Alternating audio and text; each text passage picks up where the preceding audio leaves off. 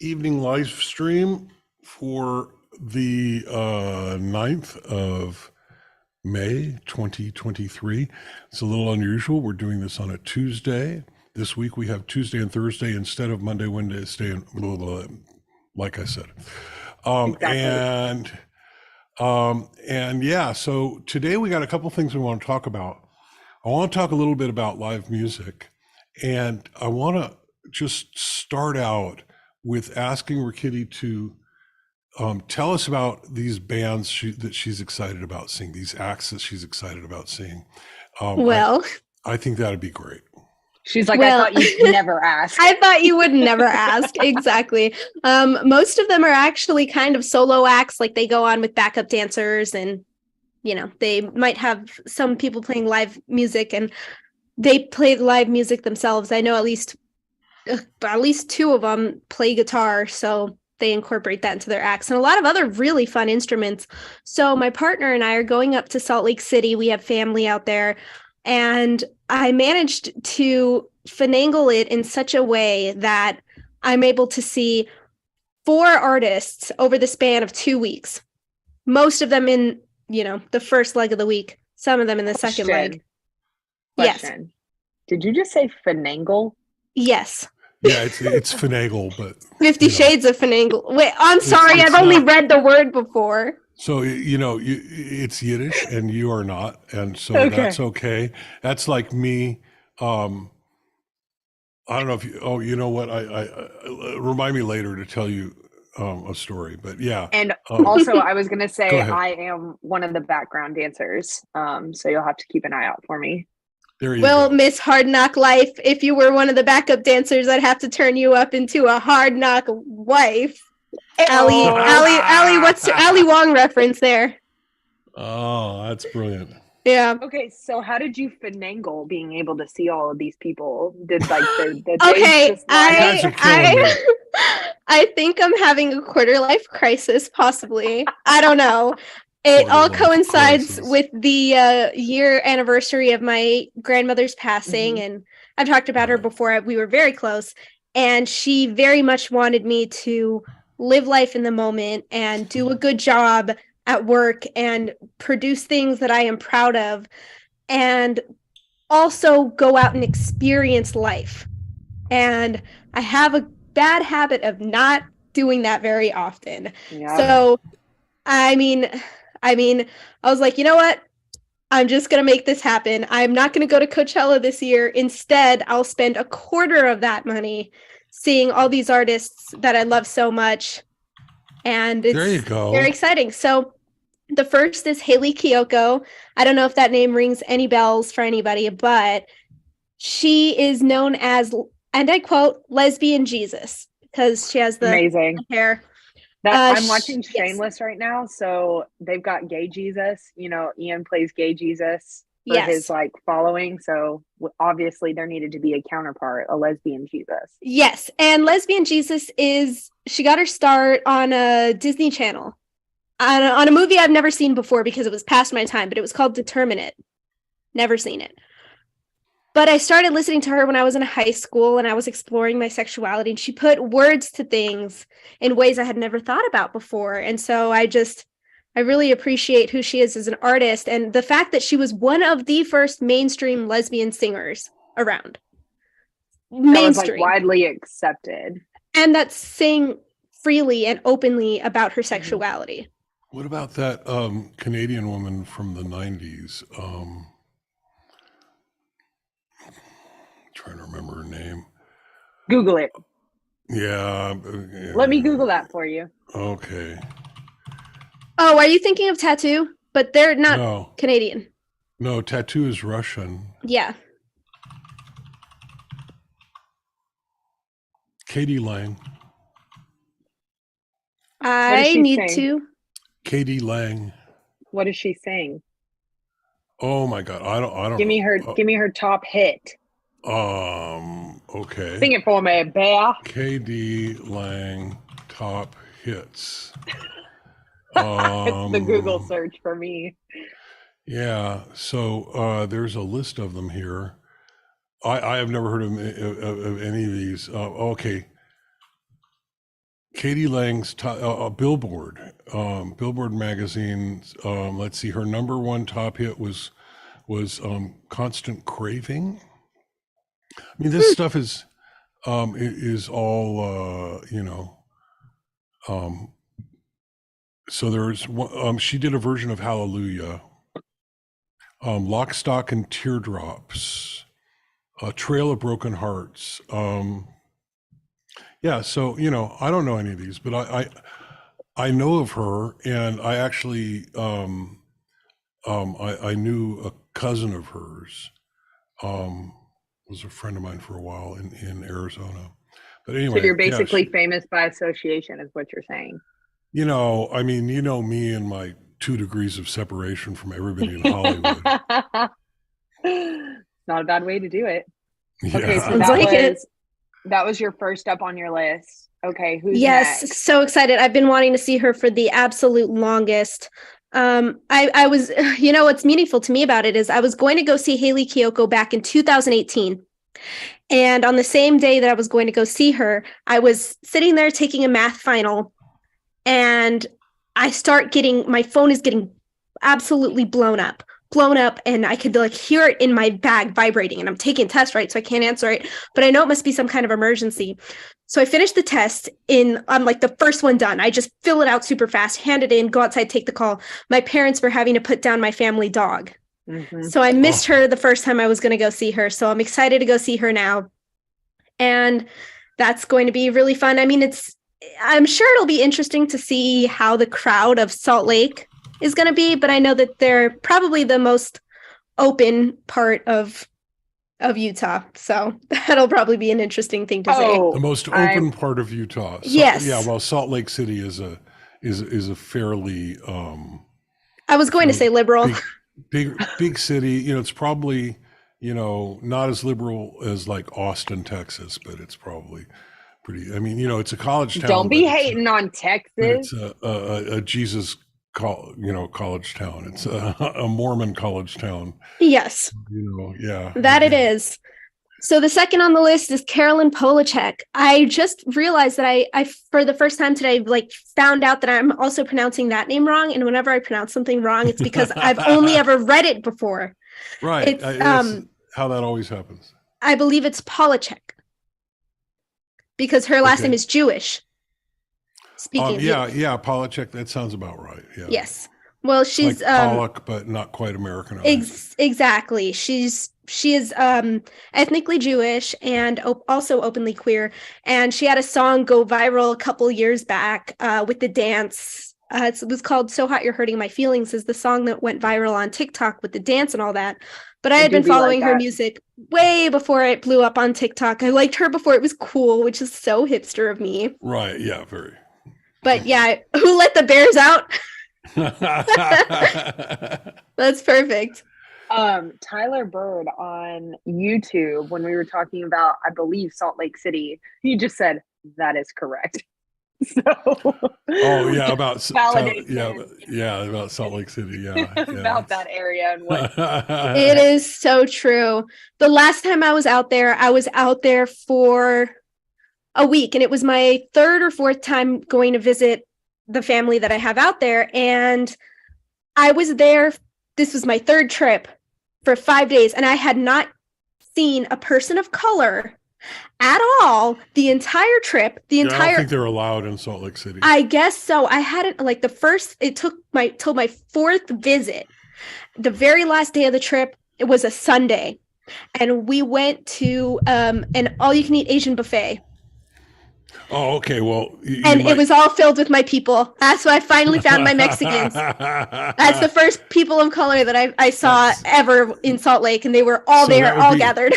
That would be where they hide all the Mexicans, the Jews, and the Asians would be in the Chinese restaurants. Yep. I went to a Chinese restaurant. You remember that? No. Y'all never did Well, yeah, but it was called Lemonade, I think. I don't there's know like a million of them. That was just the one that I remembered, and the boys came home singing it the other day, and I was like, I'm pretty sure we can't say that anymore. It's too woke. Yeah. Too woke, friends. But Move yeah, on, she does move a lot on. of very trippy visuals. She does a lot of very beautiful vocalizations. Like she sings in a way that sounds like it's kind of very auto-tuned, but that's just how she sings. No, I It's heard her. It's beautiful. auto-tune. Uh, I've That's seen like- her live. It's not. Okay, No, but Some of that's it maybe, you but can do auto-tune live. It's the same machine. like T-Pain though. His entire career was based off of the fact that he was all auto-tune, and we were like, yeah, go off T-Pain, like saying the in a mansion somewhere in Wisconsin, like, and we loved that. And then we all just found out within the last like couple of years that he could actually sing. Like he's got a beautiful Yeah. voice. So if you Yeah. didn't know that, go look him up and be like, T-Pain, not auto-tune. And it's him singing like a cappella live. And you don't need auto-tune. But if that's her like style, Well, no, it's like choice, it's sometimes it's a style choice. I mean, you yeah, know, Cher yeah, can, that's what I was going to go Cher with. can sing, but you know that song that she did was like the start of the We whole auto tune. believe in love. Yeah, God, Beautiful. please don't. Thank you. Yeah, and but you know she can sing, but that was like a style thing, and it just started off that whole. But yeah, you can do that live. It's the same machine.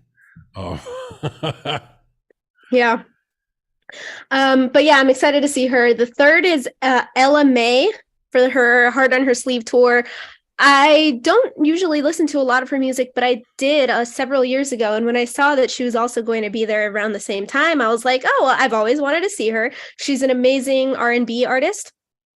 She pulls a lot of jazz influence for sure. I really like her music. I think she's a very talented singer, no doubt about it.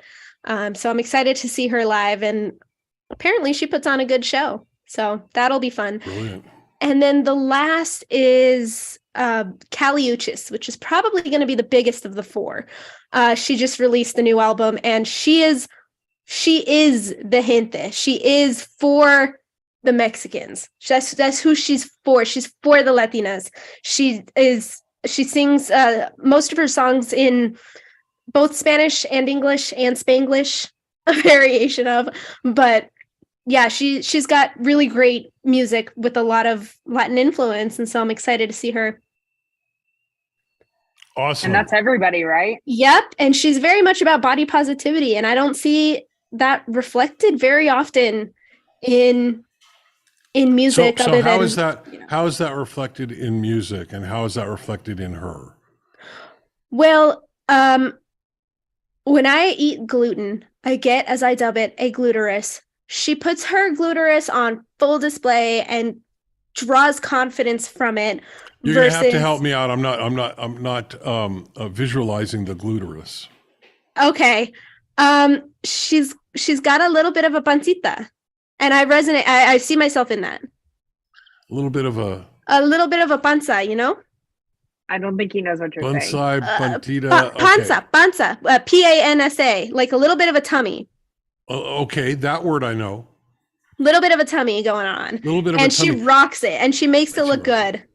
And Okay. normally, I'm sitting here, right, planning all my outfits, thinking, okay, what am I going to wear that's going to allow me to also eat, and it's going to be like big enough to hide it. And she's like, no, I put it on full display. And so I think that's really cool. I like that about her. And she puts on a really good show too. She puts on very high energy shows, and I like her music. I'm going to say something. I don't know if this is I don't know how people take this, but I have known a lot of women in my life of all different shapes and sizes. Some of them very, very skinny, some of them very, very not. And of all those women, not one of them didn't think she was fat. I have never known a woman who doesn't think she's fat, no matter how skinny, no matter how, I don't know. But I also know that male eyes see women differently than women eyes, right? What I see in a woman is going to be very, very different than what you all see in a woman. And so, the whole body positivity thing, I think, is essential and wonderful, and it ain't working. It ain't moving the needle. I hear from a lot of sources that the evil diet industry is going strong and preying on women and preying on their self-image or lack thereof. So yeah, I'm all for it, but we need to be doing something very differently. What's her name? Jamal. Do you know who I'm talking about?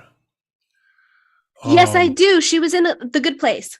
Yes. Jamila I've only ever read her name. I can't pronounce names now. Yeah. Well, I saw an interview with her recently. She's like starting this whole new, this whole new campaign. I mean, she's been on the body positivity train for a long time. That's very true. I followed her on Twitter for a long time, and yeah, she always has. She's just so hilarious anyway that, I mean, she makes it very, and she's beautiful. I mean, again, male gaze is different than women gaze. I recognize that she's not the typical...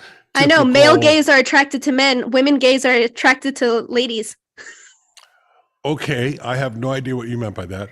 But well, you said the male gaze, and I said the male gaze. Those gays are attracted to men. Exactly. Yeah. Lady gays are attracted to women.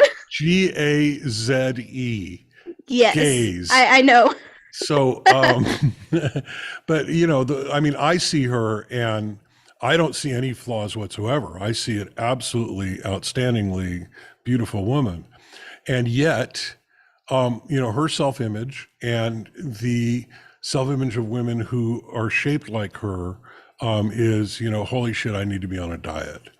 And it's evil and it is harmful and it's not doing anybody any good. So I'm all for that, but we got to be doing something. We got to be better because the status quo is really hurtful. You're about to make me bust out into song and dance. Yeah, it does from not High School Musical. Gates. Okay. Yeah, I don't know about that.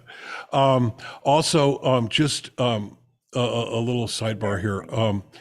The other day, I thought, I should rewatch The Good Place. And I started, and I have not been able to stop. We got the writer strike going on right now, and you got people talking about AI writing TV shows, and I'm sorry. There are very, very few humans on the planet who can write that well. That show is so incredibly well written. There's an episode called The Trolley Problem. So, I mean, the thing about this show is that it's all about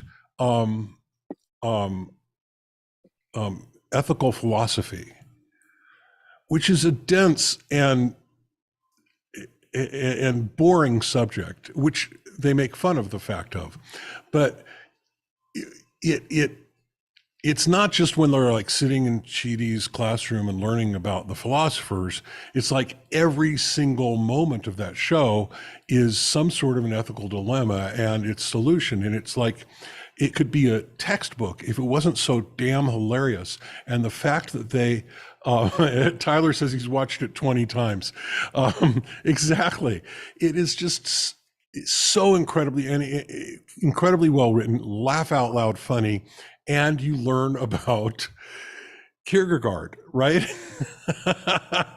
Right. Yeah. I love that episode. They did a really good job with it. Yeah. I mean, I was just laughing out loud when Michael makes the trolley reel and they start just splattering people across. Oh yeah. I mean, they definitely took their fun with it. I like that they can't cuss in that show.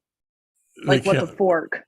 Yep. Oh, right. That's my favorite part. What the Holy shirt balls. Holy shirt balls. Exactly. Because it's something that I can watch in front of my kids. Right. And they're like, why are they saying funny words? And I'm like, I don't know. And she's it's like, crazy. Why can't I say fork? She's like, fork. What the fork? Brilliant. And Janet shows up and it's like, what the fork?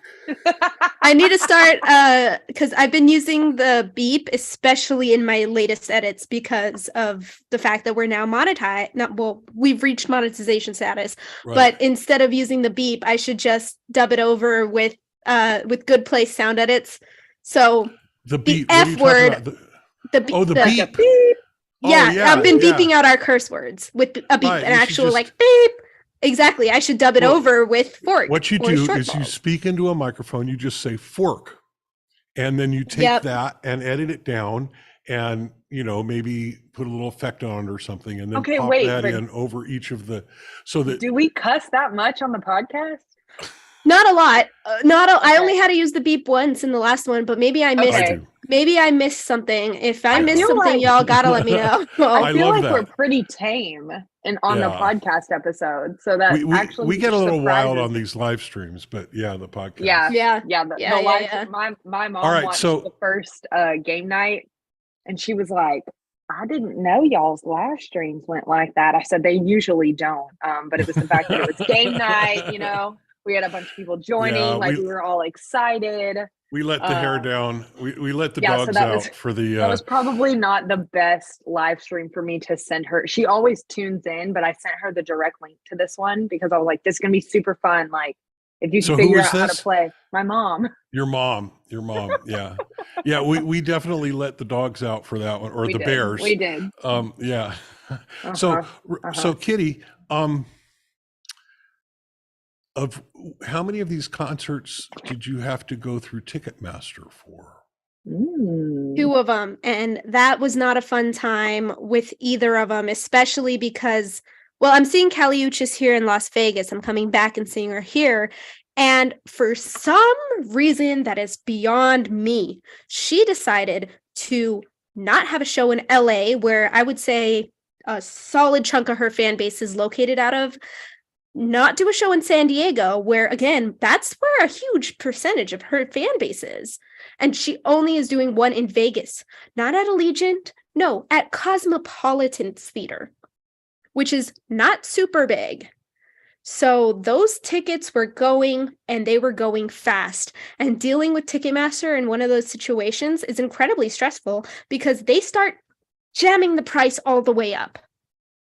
Yeah, and they do the stupid pre-sales, Yep. which don't actually save you any money. But No, what it's they just, do is oh, they you just might make have a the better seats. chance. They might get they make the better seats available, and they're usually super expensive. I mean, as an American Express card member, I get those pre-sales, and God, I remember when Paul McCartney was in town, and the pre-sale tickets were just, I'm not poor, but damn, those tickets, they were outside of our budget, and so we waited and we waited, and we eventually got, floor seats in chairs. Not that that mattered because everybody stands up through the whole damn thing, and but they were still like $1,000 a seat, and they were 100 rows back. I mean, I had wanted to see Paul live for so long, and now I've done it, and he put on an amazing show, and I would go again, except I mean, I see the price of those tickets, and yeah, so the Ticketmaster, the weird thing about this, I mean, we have these antitrust laws, and this is a clear violation of that. I mean, they bought their only competitor, which was Live Nation. They bought them, and now there's no competition. There's no, I mean, a few of the much smaller acts get away with something like, the show that I went to see in LA with, what's his name? That was AXS, which is, a smaller one, and it's just for the smaller, but still, Yeah. I mean, their fees are still stupid. And there's some debate, but it's all behind closed doors, so you don't know. I mean, there's some debate that the artists might be getting part of those fees. And honestly, But I hope how do they we are. know? But the problem is that because CD and vinyl and recorded music sales are way, way down. I mean, they don't tell you this. I mean, you hear that, vinyl sales are catching up with No, vinyl sales are not catching up with CD sales. CD sales are going down to meet the vinyl sales. And artists no longer make money from selling records. They can't because nobody's buying them. People buy their music. People get Spotify and the streaming services, and they pay shit. I mean, they pay shirt. Um, nobody makes money off of those sales. 95+% of an artist's income comes from live performance now. And Ticketmaster is making that even more difficult, and they're taking a gigantic chunk of that, and AXS and the other smaller ones. It's just criminal, and it all comes down to the same thing. The artists are at the bottom of the totem pole, and yet they're creating the market. They're creating the creative product, and they get to keep very, very little of it. So, this is to me the real crime of Ticketmaster. And for crying out loud, if they're not a monopoly, I don't know what is. Oh yeah, they definitely are. So, and the fees are so unnecessary. Well, I mean, they seem unnecessary to you and me, but to the executives of Ticketmaster, I imagine they feel very necessary. Yeah, but it just it's goes, not doing anybody any good. Yeah, and I mean it's capitalism run amok. Yeah, exactly. And back several years ago, it was a lot more accessible. Live music was, and now even for smaller shows, it's become a whole thing. When I was growing up, I used to get to see all the big acts for money that I could afford just as a kid, doing odd jobs, right? I mean, my income back in the 70s was, panhandling. I drove a van for a waterbed store. I used to go to during the oil crisis, I used to go to the tall buildings in downtown LA and take people's cars to the gas station for them and wait in line for the gas station for $20 a car. And I might do a few of those in a day. And yet on that kind of money, I saw the Doors. I saw the Doors many times. They were the house band at the Troubadour when I saw them. I saw Frank Zappa. I saw Mahavishnu Orchestra. I saw. It's just so amazing. Ella Fitzgerald, Joe Pass, Oscar Peterson. Lots and lots of really great shows that today, even in those size of venues, because these were usually pretty small venues, even in those size of venues, I mean, you're looking at. My brother and I went to see this show in LA, and I don't know why his name is escaping me right now, but with all the fees Louis Cole? and the taxes, Louis Cole, with all the fees and everything, those seats were, and it's like a small venue, it's all standing room, $100 each. Wow. And they did not sell it out. There was room for more people to be crammed in there. And at a reasonable price, they might have sold it out if the theater was able to run their own ticket thing, and weren't locked into this AXS thing. They might have sold it out, and they would have made more money, and the artist would have made more money. I want to say I've only bought one ticket through Access, and I couldn't even tell you which one it was. It may have been a concert up in like Norfolk, Virginia. Yeah. But yeah, now that you mention it, I haven't seen them around much recently. Well, I mean, they do not get as much business as they used to, and they don't have as many venues as they used to. I think in Las Vegas, the only venue that they have is, what's that small little theater with the bowling alley that's out near the High Roller? Wait. Brooklyn In Vegas? Bowl. Yeah. Brooklyn Bowl. Oh my gosh, I love that venue. Yeah, that I think is the only one. I mean, I don't know that I love that venue. Um, the only place to actually sit down is in the balcony, and it's like off to the side. But anyway, I like how um, much room they have to dance, and maybe I they just went do. when it wasn't super crowded. But I Yeah, like if you the go in it, location of it. yeah, the location of it's fun, and and if it's not all crammed, crowded, and you got some room, then that's pretty cool. And they have bowling. Um, I never knew they had bowling there. that's why it's called Brooklyn Bowl, and I never actually knew that. yeah, it's upstairs, and you can bowl during the show. I never knew that. Wow. Okay, that's interesting information to now have on hand. Yeah. So, yeah. Anyway, I just wanted to talk about that a little bit. It breaks my heart, as a music lover and as a formerly working musician. It breaks my heart that it's this way. Oh, Dodgers are up 6-0 now, top of the seventh. Must be nice to root for a team And that wins. And that looks like Will Smith up to bat here. Yep, it is. Oh, he's a slugger. 16, and it is 1-1 on Will Smith. All right. So Self-driving cars? Yeah, self-driving cars. Hang on a second here.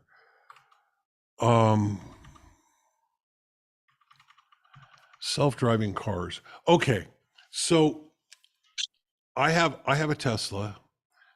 We have two. My wife has one as well. And I bought mine 7 years ago, and it's all paid for and everything. It's a Model X. The Model X was new back then, and at the time, this is 2017, so 6 years ago. At the time, they promised verbally, it's not in writing, but the lawsuit doesn't care. There's a class action suit about this. They promised within a year, this car will be able to drive itself. You could park it in New York, fly to LA, and tell the car to come meet you, and it would drive across the country and find you. No. And I thought, okay, that seems unlikely, but it's, it was not a lot more money. Now it is a lot. Now they charge like $10,000 or something for the self-driving feature, or $200 a month, which I think is the way most people do it. They like pay for it some months and not other months, but still, it's ridiculous. And all these years later, it is not only is it not better, in some ways it's actually worse than it used to be. And I mean, what bugs me the most about it is not that it hasn't made as much progress as I thought they would, but that it's actually regressed. All right. And just fetching on Tesla, I mean, what a stupid idea. Their idea is to do it all with cameras, with vision, and no radar, and no sonar, and no lidar. And initially, the cars did have radar and sonar, and my car has that, but they literally turned it off because they want to do it all with vision. And their argument is, well, humans can drive fine with vision, and my argument is, no, they can't. Humans are shit drivers. I mean, shirt. Humans are bad drivers. Most of us. There was a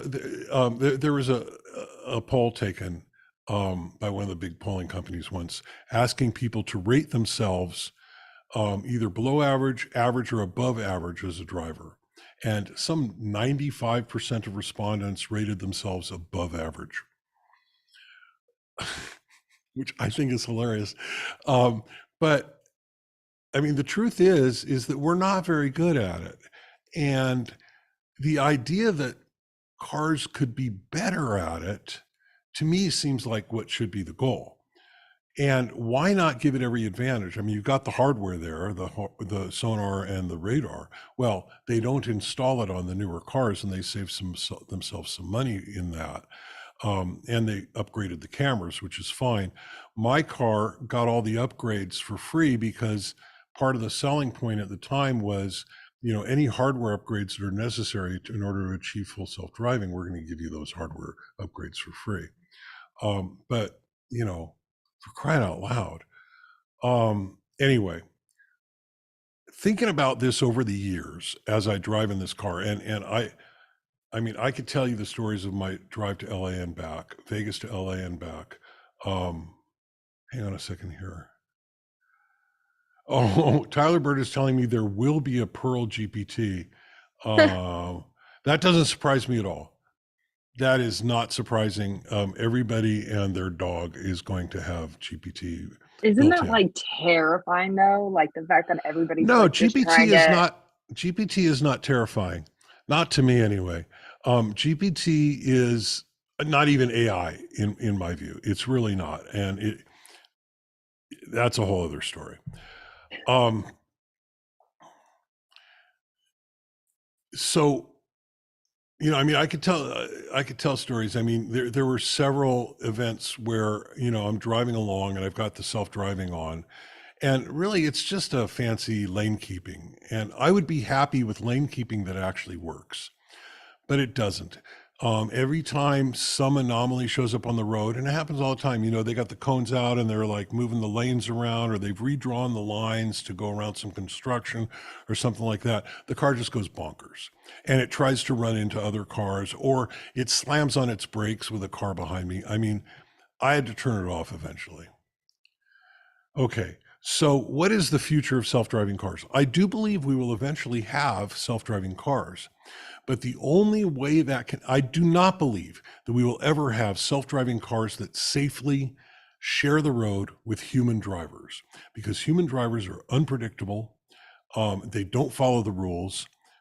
They get impatient and they get selfish, and they do things like drive on the shoulder, to get around the traffic, or, tailgate or brake check or whatever.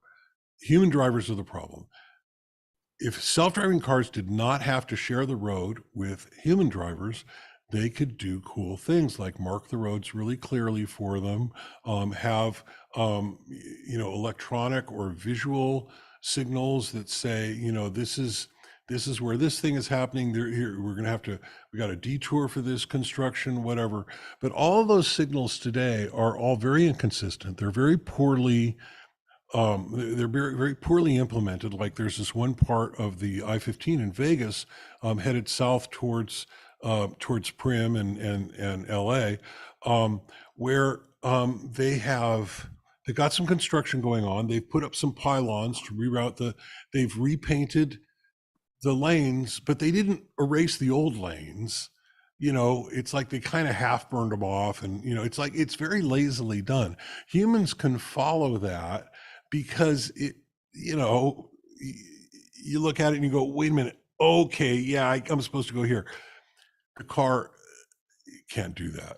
And the logic to make that happen, and I say logic, not neural nets or whatever. I mean, that's far more complexity than it actually needs. It does not need that level of complexity. You could do this with lesser hardware and lesser software if they only drove on roads that were designed for automated driving. And that's going to be the only way it's going to happen. And it's going to take some time, and there'll be some transition. And, maybe initially there'll be special lanes just for the self-driving cars, that are like marked up like that with special like barcodes or whatever to tell them what's going on. But in the short term, it ain't going to happen. And Tesla, so here's the thing. I mean, I used to own a bunch of Tesla stock, and I got out of it with a big profit right as it was starting to crash. I didn't get right at the peak, but like a little after when I saw it was crashing, I got out of it. And I keep just a few shares so that I can like vote, but what's going to happen is at some point it's going to become clear and obvious that the self-driving hype, and yes, Tyler, it is hype. The self-driving hype is going to be, called out for what it is. There's going to be massive lawsuits. Tesla is going to lose their shirt and their shirt. And all of that's going to fall apart. I think what'll happen as a result of that is they'll end up selling off their supercharger network and their, some of their assets, and Tesla as a company will cease to exist. And I give it 5 years tops. That's my prediction. And here it is recorded for posterity. And you can quote me on it. I think that's the likely outcome. And those handful of shares that I have will increase in value when somebody buys them out and does something rational with it. And my car is paid for now. It was expensive. I enjoy driving it. It's fun to drive. And I like the Falcon Wing doors. I mean, everybody loves the Falcon Wing doors, and it dances, which is fun. It's got all kinds of silly features that. You know what else has a lot of silly features? Have you been following the release of the 2023 Toyota Prius? It's a beautiful car. They updated the horsepower. It's fast now, if you've seen the commercials. And it is at such a fabulous starting price. The starting price point of this 2023 car is like significantly less expensive than used cars from 2018 on. Wow. So and it's a beautiful car. The people who bought their cars a year earlier are going to be mad because their resale value is down. No, their resale value does not drop on a Prius. I'm telling the resale value has only gone up for Priuses. If I buy this 2023 Prius, if the new ones are less money, then people are going to, I think so too. I did have the same thought, but no, for whatever reason, even the older ones are still retaining their value pretty well, even with the new release. There was a time, 2007 or so, when I wanted to buy a Prius, and I went to the Toyota dealer, and they were selling at a $5,000 premium, $5,000 over the sticker price, because they were hard to get and everybody wanted them. And I ended up buying a Honda. This is back when I was like rebuilding my credit after my bankruptcy. Wow. Well, yeah, these Priuses are amazing. Yeah. And, I've known people that have had them, and everybody who has one loves them. I know somebody now who has one. You have an older one. Everybody who has them loves them. You love your car. More than life itself. Well, don't say that. We love you alive. I'm just saying I love that car, man. Yeah. So I would never buy today. I mean, after my experience with my Tesla, I would never buy another gas car. And I know that, Prius is a hybrid and you put gas in it. And I have no desire to ever go to another gas station. What is this? Oh, okay. So that is a home run for the Brewers. It's now 6-1. It's now 6-1. And who's that pitcher? Could have been a shutout. Oh, Miller. Miller's a good pitcher. This shouldn't be a problem.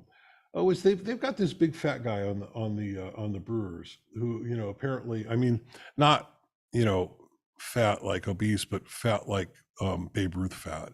I mean, this guy's got some, he's got some guns under all of that padding.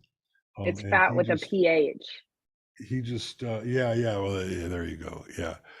He just whacked it over the fence. All right. So, I mean, that's what I had to say about self-driving cars. I look forward to it, and I want to see it happen, and I think it will happen.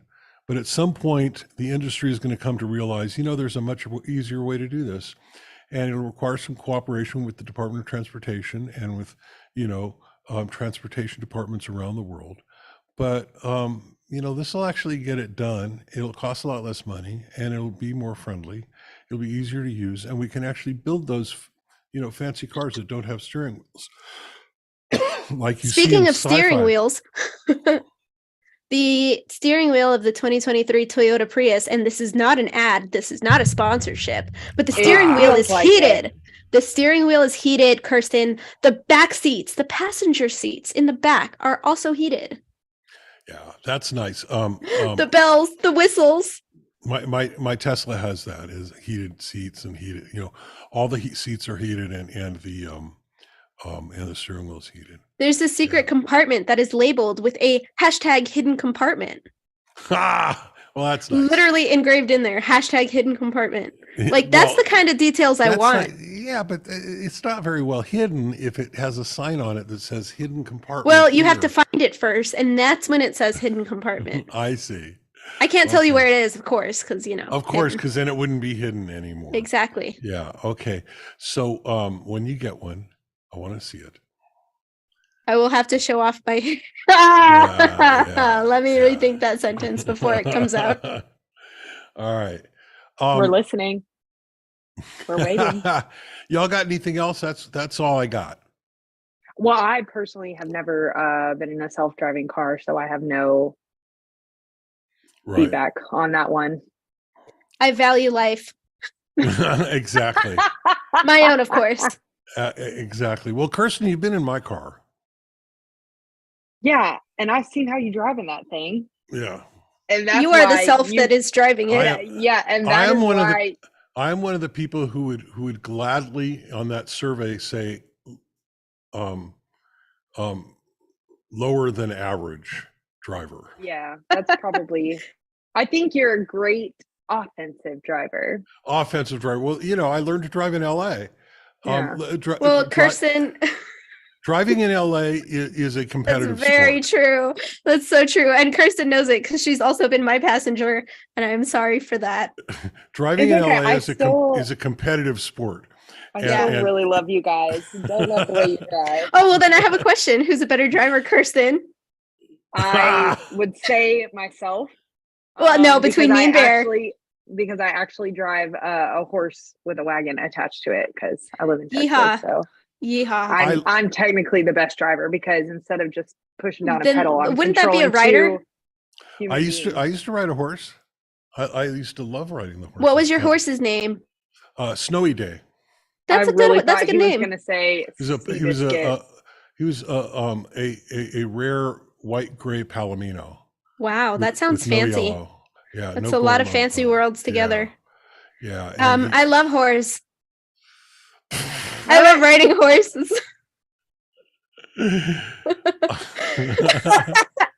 Oh, that's my favorite thing. Okay. On that note, yep. If I had a horse, I'd name it Stupid. I love my stupid horse.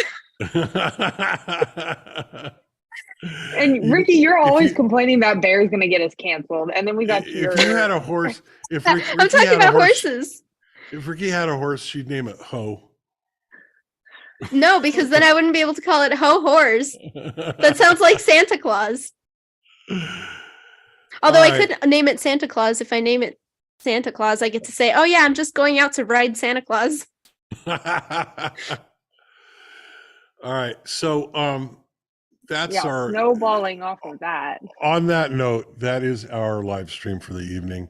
I'm going to bed. I'm exhausted.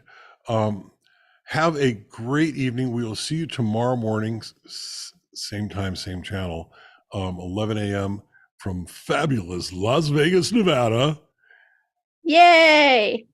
And have a great evening. Love you. See you then. Bye. Yay! Bye.